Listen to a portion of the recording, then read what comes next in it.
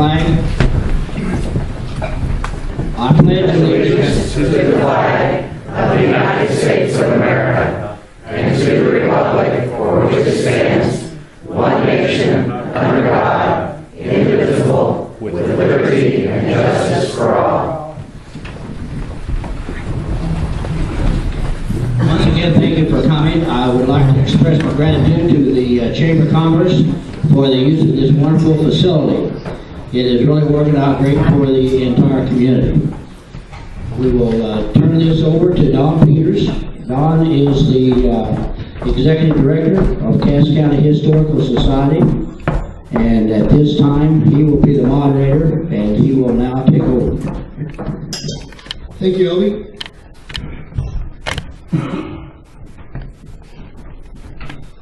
First thing I'd just like to say to everyone that came tonight and is taking part in this, thank you.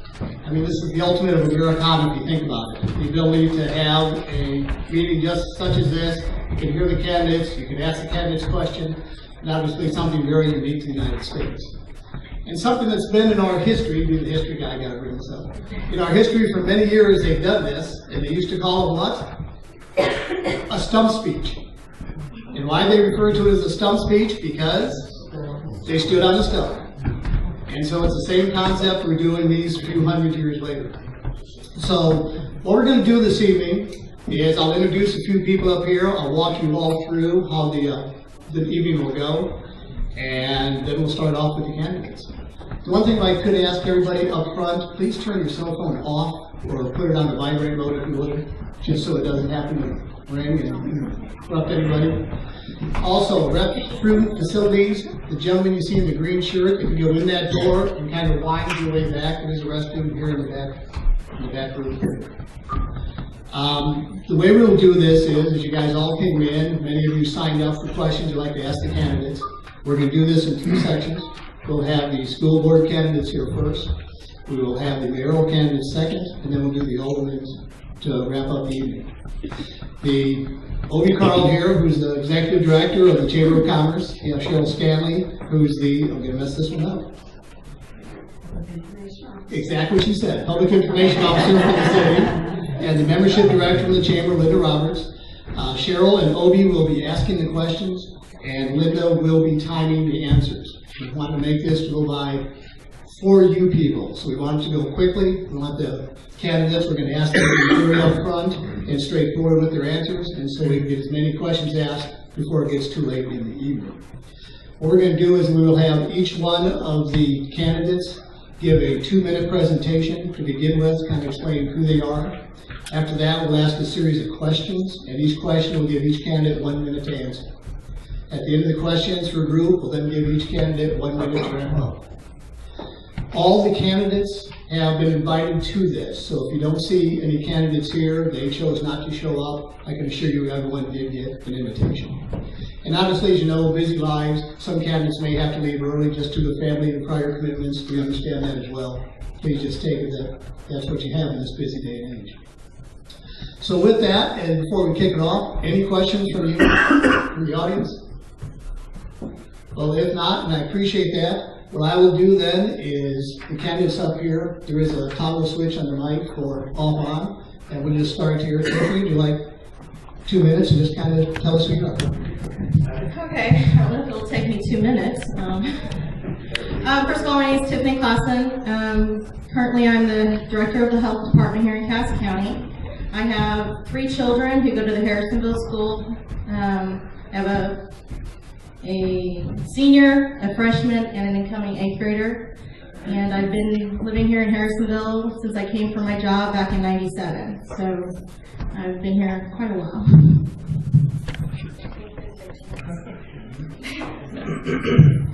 Hi, my name is RJ Knox. I'm a lifelong Harrisonville resident.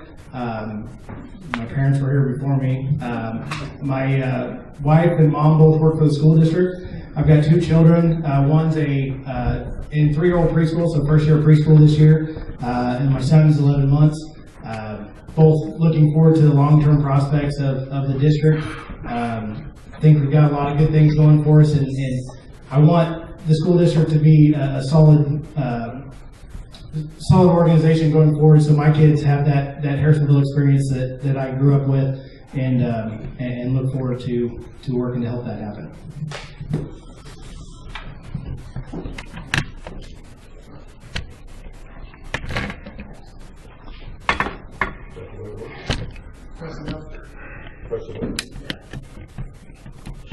With that, I'll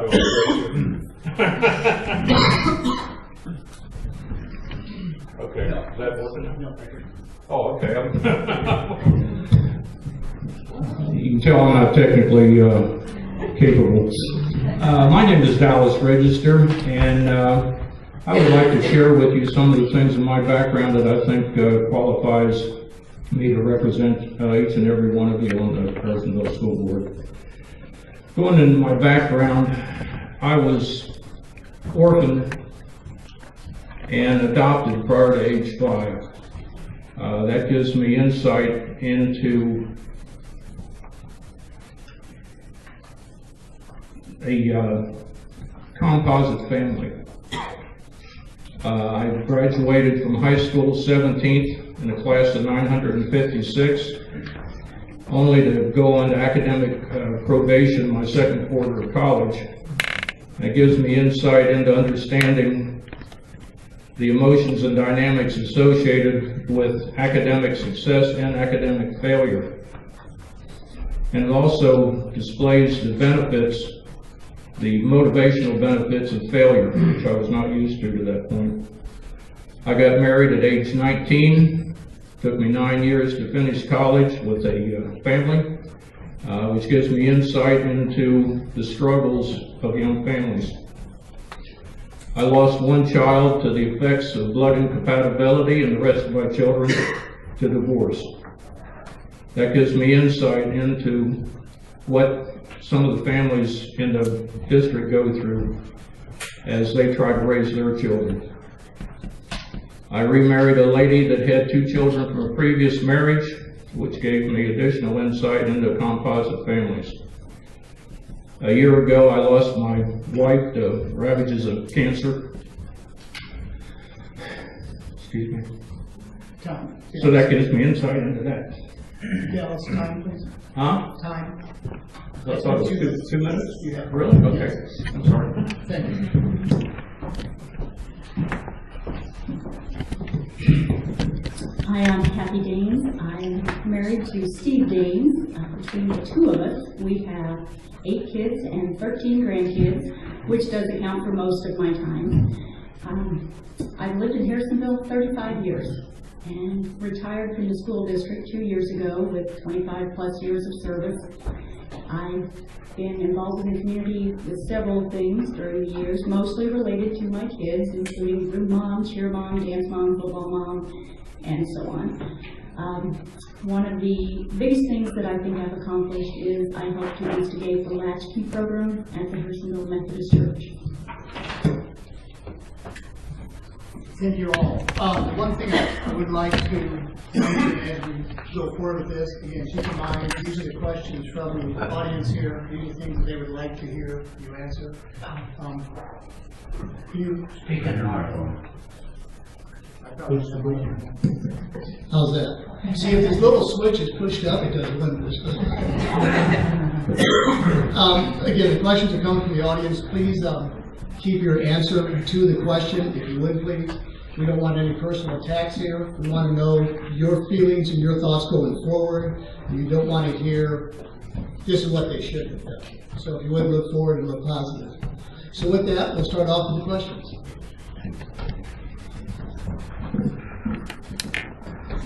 Okay, this question comes from the audience.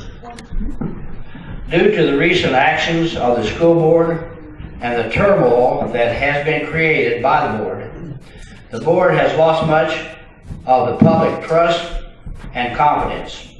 What needs to be done to restore this trust, confidence, and dignity to the board? Kathy, I'd like to start off with you. Well, I think the first thing that we need to do is we all need to learn to work together, whether we agree or not on any issues. I think the board does need to establish open lines of communication. I do realize that the board cannot always share what they know, but I think that we have to come up with a way to put the public's questions. They need to be answered, they need to be addressed. I think that we need to find a way for the school to work with the community and not against the community. I don't know that they necessarily have done that, but it seems to me like there are not being questions answered that people need answers to. Thank you. Dallas?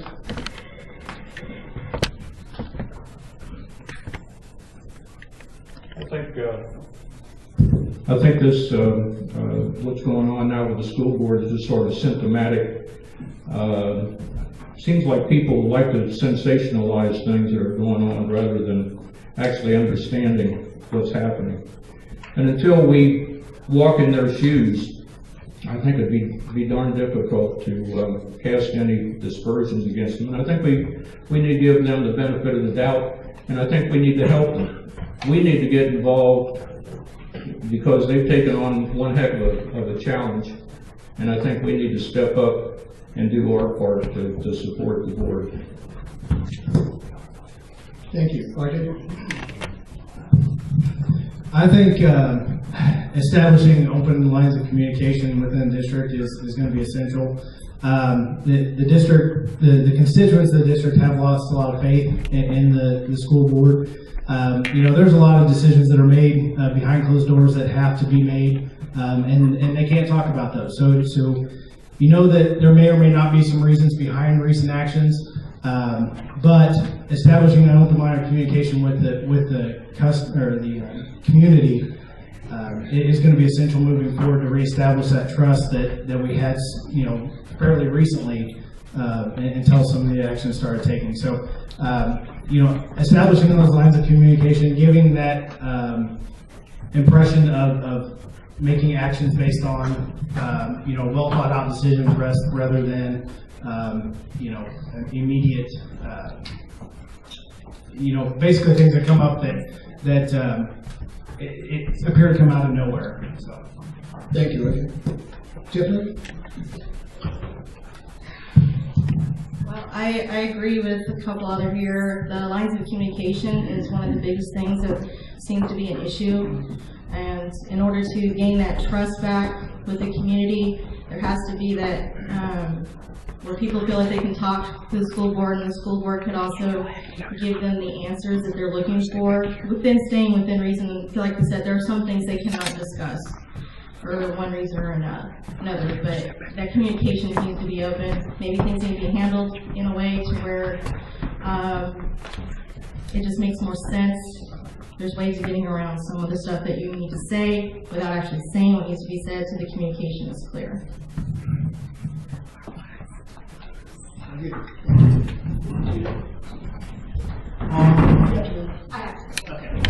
As I mentioned earlier, Tiffany does have a prior commitment, so Tiffany, thank you for coming and sharing with you. Thanks. All right. If you could select only one responsibility at the school, what do you think is the most important responsibility before you?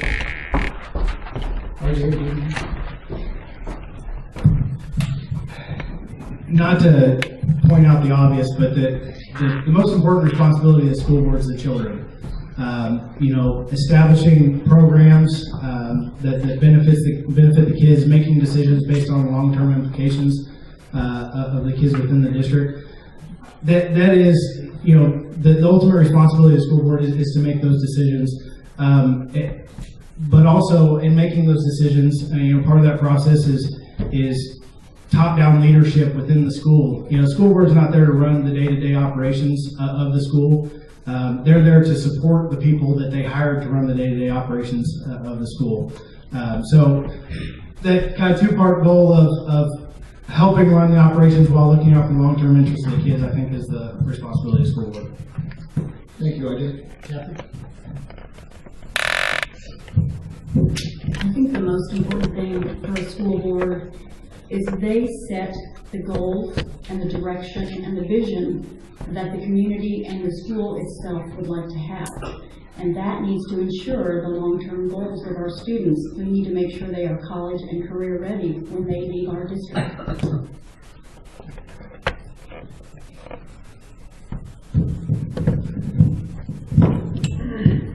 It's obvious that the children are the primary responsibility of the school system. The difficulty comes in as to exactly how to approach that. And I think that this requires input from each and every one of you. Like I say, the school board just represents you. If they have no sense of feeling for how you feel, what your children need, what you need as parents, then I think the school board is sort of flying blind. And I think that that each and every one of us needs to get involved and help them, because this should be a community effort. It shouldn't. These people are just humans, and I'm sure they're trying to do the best job possible. And I think we ought to support them in that. And if we have any problems, rather than being critical, come to them with a solution. Time, please. Thank you.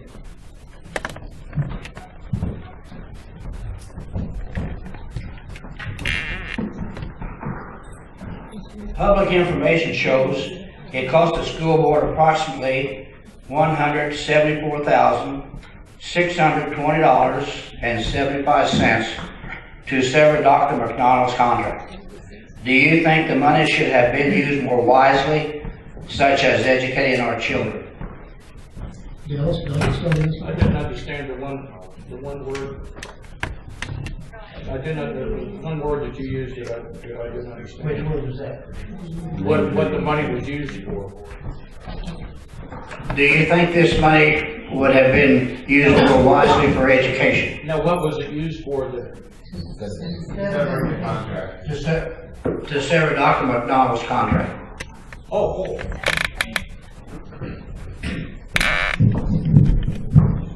You're asking a question that I think is impossible to answer. The question is why was the contract severed? And what was the agreement? I don't know that any of us understands how much money was spent on that. It doesn't make sense. It may not have been Superintendent McDonald's issue. It may be something else beyond his control, and I wouldn't want to see him gigged for something that was beyond his control. Like I say, we're flying blind on this, and I don't think we're in a position to make a judgment one way or the other. Right?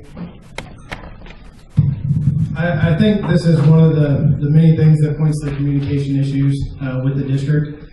I do think, to answer the question, that money could have been better used for other educational purposes. I think it breeds a lot of mistrust when you have a contract that's outstanding for a long period of time, and the employee of that contract resigns, and then we continue to pay them for another 6 months after that resignation is effective. That raises a lot of questions as to why a person would do that. Why would you pay somebody past their resignation point unless potentially that resignation was forced at some hand? Which does go back to, yes, those monies could have been used for other educational purposes and suited better for that.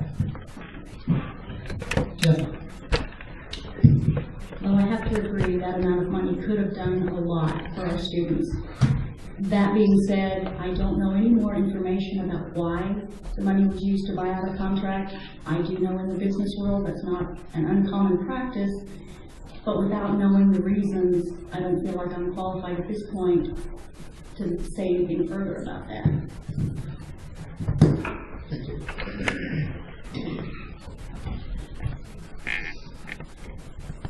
All right. If elected, how will you strengthen your background knowledge of school finance, school law, testing requirements and benchmarks, and the many other initiatives you will be faced with overseeing? This is a question from our audience. Kathy, do you? I think think in this area I might have just a little bit to work on. Having worked in the school for 20-some years, as a principal secretary, a lot of my job requirements were working with the budget and with school law, and so I have a little bit of background in that already. I do think that we can always all learn from that, and I would hope that I would be able to learn from the present anything that I could use to start resources where I could learn classes that I could take to improve upon that. Dennis? Well, basically, I like to use online resources. There's so much out there that we can learn if we take the initiative. Mark Twain once said that he never let his schooling interfere with his education, and I believe that's so very true. There's so many things that we can learn online, and I think we need to take advantage of it. Of course, if we are elected, those of us that are elected are supposed to go to school board schools, so hopefully that will give us some indication of what direction we need to go. A couple things. One, Dallas alluded to, there is required schooling that we would have to go to, training on that, as well as the Missouri School Board Association puts out a lot of training opportunities for things like that. I do have a background and a degree in finance, so that gives me some insight into the finances of school, albeit government and business finance is a little bit different, but a lot of the same concepts persist. So just basically taking advantage of the other members that are there, as well as educational opportunities put on by the School Board Association.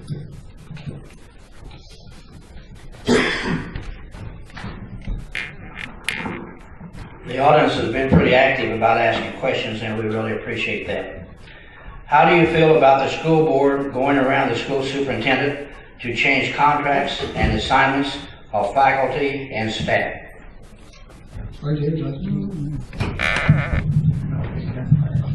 This is one of those things that I believe it's outside the scope of what the school board should be doing, but the school board shouldn't be handling those day-to-day operations.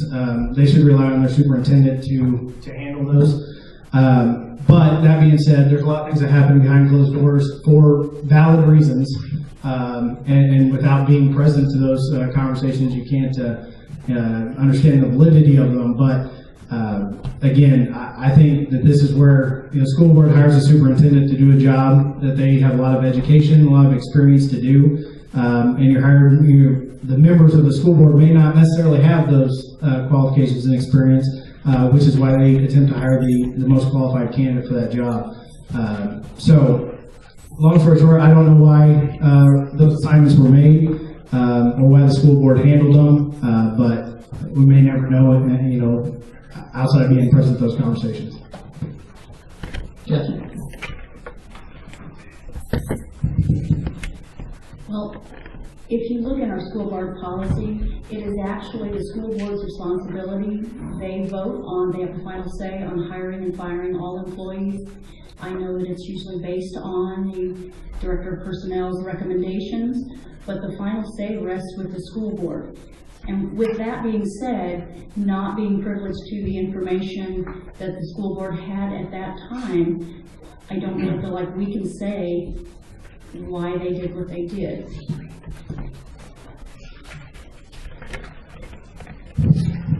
Assuming that's true, it's never a good idea in any organization to bypass the lines of authority. It always results in chaos, and it destroys the people's confidence below in the whole organization, and that's never a good situation. So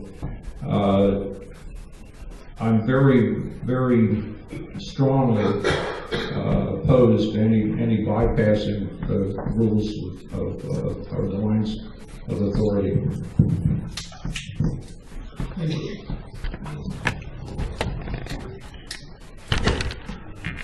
As a board member, what steps will you take to make sure you are accessible to all the members of the community? Yes, pitch a tent out on the county courthouse lawn. No, it's, I think I would intend to put my email address out there so that anybody that would like to contact me, I'm an email person, because I don't like to say things off the cuff. I like to cogitate on things before I put them out there, because sometimes they can be misconstrued, and I try to pin things down as much as possible beforehand. So that would be my solution, to put my email address out there and let me know what you think. But if you do send me an email with a problem, I'd like at least one solution that you recommend for that problem. Thank you. I'm pretty active in the community. I belong to various organizations in town, which makes me pretty accessible based on the communications through those organizations. But that being said, you have to be accessible to the community. So problems and concerns can be brought to the board, and I plan to use whatever available means to make that happen, where I would be accessible for questions or concerns.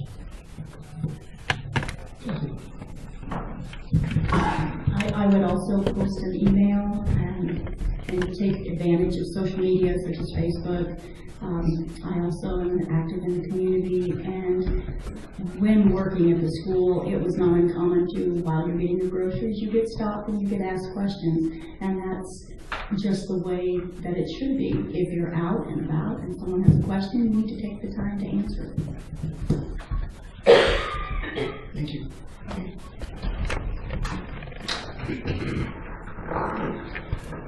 There have been several articles in the Kansas City Star and the local newspaper questioning board procedure. How would you ensure procedures are followed with ethics and integrity?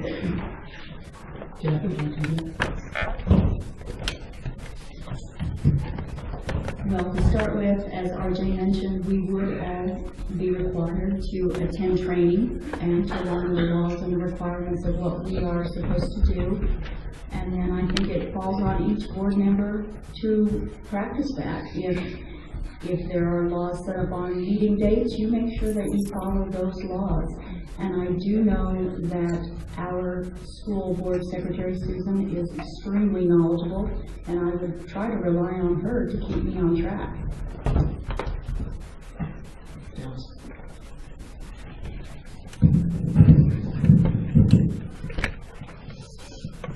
What was the question?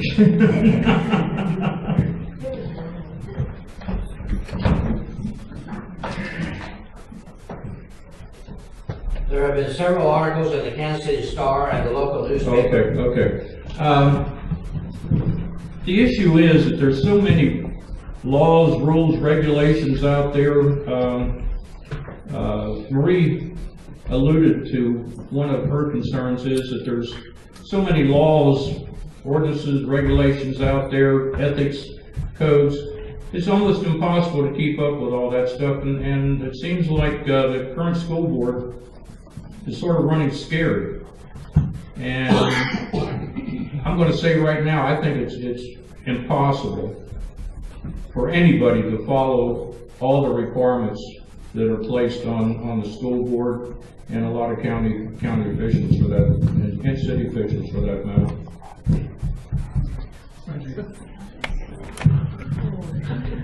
Kind of like Kathy said, the school board here has a gym in their school board secretary.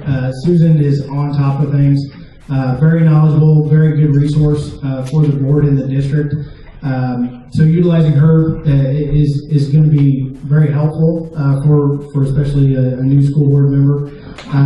Getting the training and education that you can to be knowledgeable of the laws, is what I intend to do is get as knowledgeable about those as I can. And the ethics just falls into doing what's right, not necessarily following the letter of the law, but the intent. I think that's where we need to go is make sure that the intent of the law is followed going forward. Thank you. One more.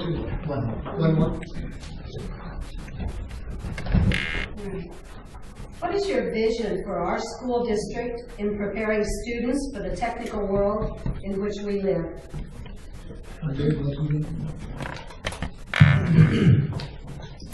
The world of education, as well as just the world at large, is growing at a very rapid pace on a technological basis. The school has to keep up with both neighboring districts for competition, as well as just preparing our kids for colleges and careers. You know, the one-to-one program at the high school is a huge jump in the right direction. You know, kids today, my 11-month-old son can get on my smartphone and move it around. You know, things that weren't even there when I was that age. Our kids are going to have to be able to learn and adapt, and we have to prepare them for what's after high school. And that's the thing. We just have to kind of keep up with technology and do the best we can to move that forward at an ever-increasing pace. Thank you. Kathy? I agree with RJ. Technology is an ever-changing world. It could be outdated tomorrow, what we've learned today. I think the best thing that we can do for our kids is to give them the basic knowledge to not be afraid to get on technology and to learn how to adapt, as RJ said, with new technology. We need to also, in addition to technology, make sure that we're giving them the basic learning skills so that they can adapt not only to technology, but the world in general. I don't see technology as a panacea. In some cases, it's actually the enemy to our children. That may shock some of you, but from what I've read, technology has drained our children of creativity. And creativity seems to be something that a lot of employers are looking for. They're not looking for robot drones that can just push buttons and manipulate some electronic equipment. They're looking for people that can think, that can perceive and can get out of the rut that they're in that's been created by technology. I think technology is a great thing, it's a great tool, but it's not an end to itself. And so I think that we need a balance for our children between technology and basic skills for creativity. Thank you. At this time, Dallas, would like to start a 1-minute wrap-up? Well, let me finish my introduction that I didn't get to finish before. Being the oldest person up here, I thought I should get more time since I've got more background. But anyway, I spent all my life in engineering, 45 years. I've gone from being a draftsman to being a engineering project manager. I know how to manage projects, engineering and otherwise. I know how to do budgeting. I know how to use the tools of failure modes, effects analysis with a project. It's not just enough to do a project. It's enough to understand what can go wrong with that project and plan for it. That gets you into crisis management in case something comes up that was unexpected but anticipated. I've had quite a bit of experience with budgeting, with plant budgeting. I would like to see zero-based budgeting in the school system. I have experience with team building. Time, please.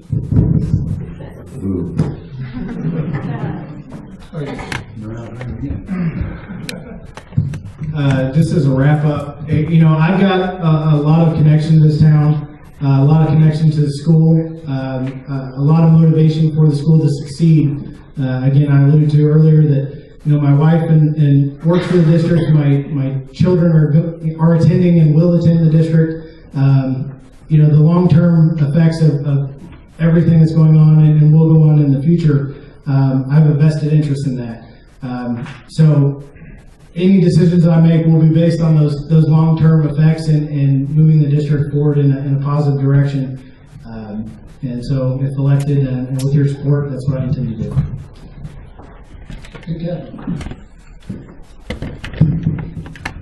Well, education has been an extremely large part of my life. My husband is also a teacher in North Kansas City. Of our 8 kids, 5 of our kids are teachers. As I said, I retired from the education world.